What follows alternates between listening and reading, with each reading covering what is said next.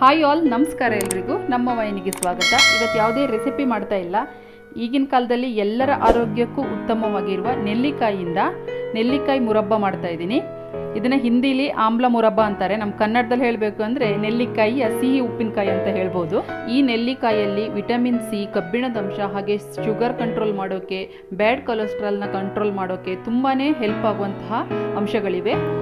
ಈ ಲಿಂಬೆಹಣ್ಣು ಹಾಗೆ ಕಿತ್ತಳೆ ಹಣ್ಣಿನಲ್ಲಿ ವಿಟಮಿನ್ ಸಿ ಹೇರಳವಾಗಿದೆ. ಆದರೆ ಅವೆರಡಕ್ಕಿಂತ 20% ಹೆಚ್ಚು ವಿಟಮಿನ್ ಸಿ ಒಳಗೊಂಡಿರೋದು ಈ ನೆಲ್ಲಿಕಾಯಿ. ಈ ವಿಟಮಿನ್ ಸಿ ಇಂಪಾರ್ಟೆಂಟ್ಸ್ ಮತ್ತು ನಮ್ಮ ಬಾಡಿಗೆ ಎಷ್ಟು ಅವಶ್ಯಕ ಅಂತ ಎಲ್ರಿಗೂ ಗೊತ್ತಾಗಿದ್ದು ಈ ಕೊರೋನಾ ಬಂದ ಮೇಲೇ. ನೀವು ಆನ್ಲೈನಲ್ಲಿ ಬೇಕಾದರೆ ಆಮ್ಲ ಮುರಬ್ಬ ಅಂತ ಟೈಪ್ ಮಾಡಿ ನೋಡಿ. ಇದೊಂದು 1/4 kgಗೆ 350 ರೂಪಾಯಿಯಷ್ಟು ರೇಟ್ ಇದೆ. ಇದು ಉಪ್ಪಿನಕಾಯಿ ಥರ ನಾವು 1 ವರ್ಷದವರೆಗೂ ಹಾಳಾಗದೇ ಇರೋ ಥರ ಶೇಖರಣೆ ಮಾಡ್ಕೋಬೋದು. ಆ ಆಮ್ಲ ಮುರಬ್ಬನ ಹೇಗೆ ಮಾಡೋದು ಅಂತ ನಾನಿವತ್ತು ತೋರಿಸ್ತಾ ಇದ್ದೀನಿ, ಬನ್ನಿ ನೋಡೋಣ. ಇಲ್ಲಿ ಅರ್ಧ kgಯಷ್ಟು ನೆಲ್ಲಿಕಾಯಿ ತೊಗೊಂಡಿದ್ದೀನಿ. ಸ್ವಲ್ಪ ಬಲ್ತಿರೋ ನೆಲ್ಲಿಕಾಯಿನ ತೊಗೊಳ್ಳಿ. ಆಲ್ರೆಡಿ ವಾಶ್ ಮಾಡಿದ್ದೀನಿ ನಾನು. ವಾಶ್ ಮಾಡಿದ ನಂತರ ಒಂದು ಫೋರ್ಕ್ ಸಹಾಯದಿಂದ ನೆಲ್ಲಿಕಾಯಿ ಎಲ್ಲ ಭಾಗಗಳಿಗೂ ಸರಿಯಾಗಿ ಚುಚ್ಚಿ ಈ ಥರ ಹೋಲಾಗಬೇಕದು.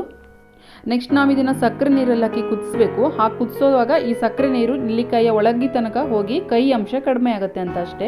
ನೆಕ್ಸ್ಟ್ ಇನ್ನೊಂದು ಪಾತ್ರೆಯಲ್ಲಿ ನೆಲ್ಲಿಕಾಯಿ ಪೂರ್ತಿಯಾಗಿ ಮುಳುಗುವಷ್ಟು ನೀರನ್ನು ಇಟ್ಕೊಂಡ್ಬಿಟ್ಟು ಆ ನೀರು ಚೆನ್ನಾಗಿ ಕುದೀತಾ ಇರುವಾಗ ಈ ನಾವು ಹೋಲ್ ಮಾಡಿ ಇಟ್ಕೊಂಡಿದ್ದೀವಲ್ಲ ಈ ನೆಲ್ಲಿಕಾಯನ್ನು ಆ ನೀರಿಗೆ ಹಾಕಬೇಕು. ಇದನ್ನು ಒಂದು 8 ನಿಮಿಷಗಳ ಕಾಲ ಹೈ ಫ್ಲೇಮಲ್ಲೇ ಕುದಿಸ್ಕೊಳ್ಳಿ. ಅದಕ್ಕಿಂತ ಜಾಸ್ತಿ ಬಿಡಬೇಡಿ. ಇದೇ ನೀರಲ್ಲಿ ಈ ನೆಲ್ಲಿಕಾಯಿ ಸಾಫ್ಟ್ ಆಗಬಾರ್ದು. ಹೀಗೆ ಮಾಡೋದ್ರಿಂದ ನೆಲ್ಲಿಕಾಯಿ ಒಳಗಿರುವ ಎಕ್ಸ್ಟ್ರಾ ಕಹಿ ಅಂಶ ಎಲ್ಲ ಹೊರಗಡೆ ಬಂದುಬಿಡುತ್ತೆ. 7ರಿಂದ 8 ನಿಮಿಷ ಆದ ತಕ್ಷಣ ನೀವು ಈ ನೀರನ್ನು ಪೂರ್ತಿಯಾಗಿ ಸೋಸ್ಕೊಳ್ಳಿ. ಇದನ್ನು ಒಂದು 20 ನಿಮಿಷ ಹಾಗೆ ತಣ್ಣಗಾಗೋಗ್ಬಿಡಿ.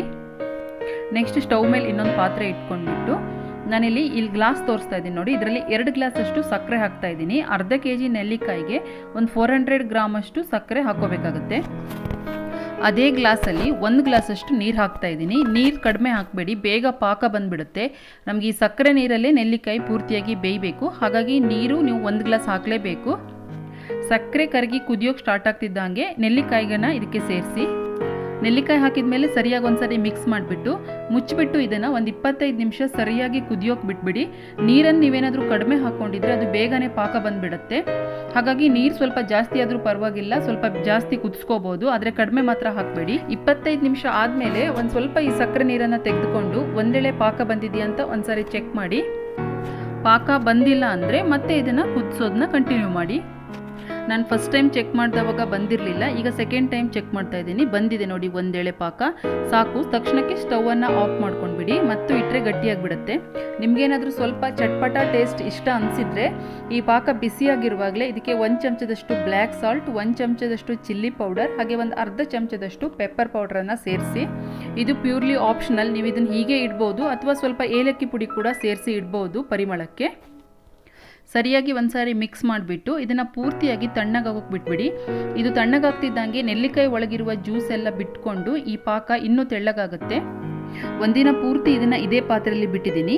ಇಲ್ಲಿ ಸಕ್ಕರೆ ಪಾಕ ಎಲ್ಲ ತಳದಲ್ಲಿ ಕೂತ್ಕೊಂಡ್ಬಿಟ್ಟು ನೆಲ್ಲಿಕಾಯಿಯಿಂದ ಬಿಟ್ಟಿರುವ ಜ್ಯೂಸ್ ಎಲ್ಲ ಮೇಲೆ ಬಂದಿರುತ್ತೆ. ಹಾಗಾಗಿ ನೀವು ಎರಡನ್ನೂ ಒಂದ್ಸರಿ ಸರಿಯಾಗಿ ಮಿಕ್ಸ್ ಮಾಡ್ಕೋಬೇಕು. ಇಲ್ಲಿ ನೆಲ್ಲಿಕಾಯಿ ಕೂಡ ಚೆನ್ನಾಗಿ ಸಕ್ಕರೆ ಪಾಕದಲ್ಲಿ ಬೆಂದು ಸಾಫ್ಟ್ ಆಗಿದೆ. ಇದು ನೀವು ಜಾಸ್ತಿ ಇದೇ ಪಾಕದಲ್ಲಿ ಇಟ್ಟವಾಗ ಅದು ಇನ್ನೂ ಸಾಫ್ಟ್ ಆಗುತ್ತೆ. ನೆಕ್ಸ್ಟ್ ಯಾವುದಾದ್ರೂ ಗಾಜಿನ ಬಾಟ್ಲನ್ನು ಬಿಸಿ ನೀರಲ್ಲಿ ವಾಶ್ ಮಾಡಿ ಒಂದ್ಸರಿ ವಿನೆಗರಿಂದ ಕ್ಲೀನಾಗಿ ಒರೆಸ್ಬಿಟ್ಟು ಇದನ್ನು ಸಕ್ಕರೆ ಪಾಕದ ಜೊತೆನೇ ಈ ನೆಲ್ಲಿಕಾಯಿನ ಹೇಗೆ ಉಪ್ಪಿನಕಾಯಿ ಶೇಖರಿಸಿ ಇಡ್ತೀವೋ ಅದೇ ಥರ ಇಡ್ಬೋದು. ಇದನ್ನು 1 ವರ್ಷದ ತನಕ ಇಡ್ಬೋದು.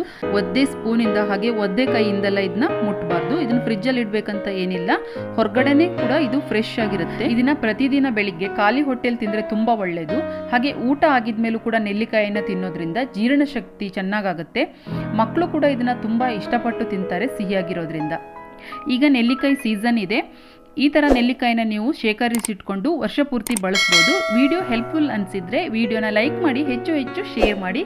ಚಾನೆಲ್ಗೆ ಸಬ್ಸ್ಕ್ರೈಬ್ ಮಾಡ್ಕೊಳ್ಳೋದು ಮರಿಬೇಡಿ. ಸಿಗ್ತೀನಿ ನೆಕ್ಸ್ಟ್ ವಿಡಿಯೋದಲ್ಲಿ. Thank you.